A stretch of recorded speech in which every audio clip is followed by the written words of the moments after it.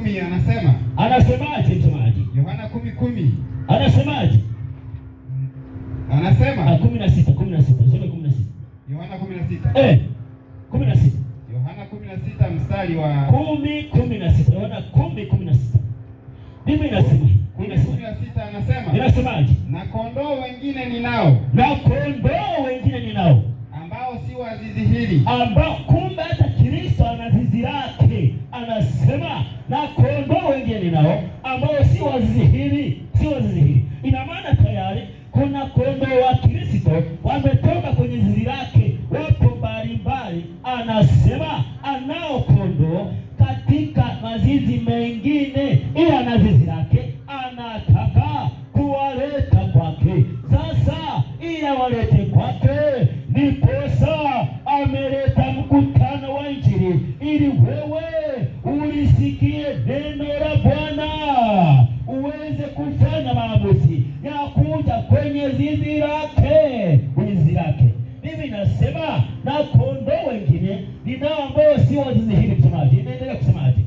Na hao nao imenipasa kuwaleta. Hao imenipasa kuwaleta. Na sauti yangu wataisikia. Na sauti yangu wataisikia.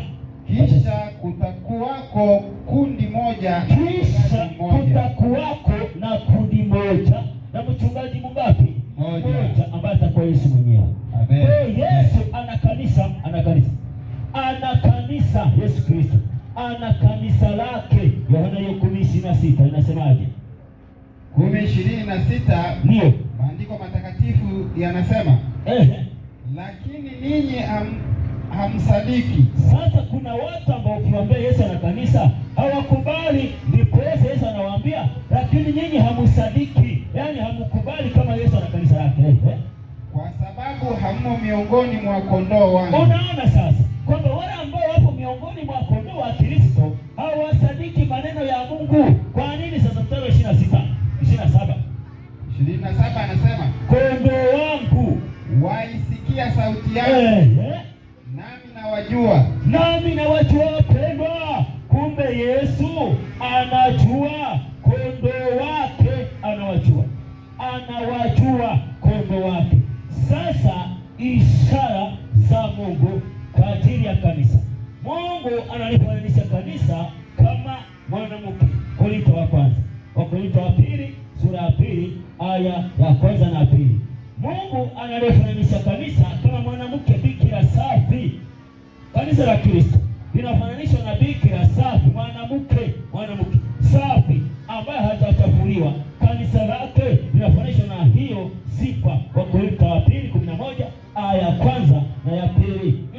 11 aya ya kwanza na ya pili, maandiko matakatifu yanasema. Yanasemaje msomaji? Laiti mngechukuliana nami katika upumbavu wangu kidogo. Katika upumbavu, yaani mjifanye kama hamuelewi ili muelewe. Naam, mchukuliane nami. Maana nawaonea wivu. Wivu wa Mungu. Wivu wa nani? Wa Mungu. Kwa nini anaona wivu? Kwa kuwa niliwaposea mume mmoja. Ili nimletee Kristo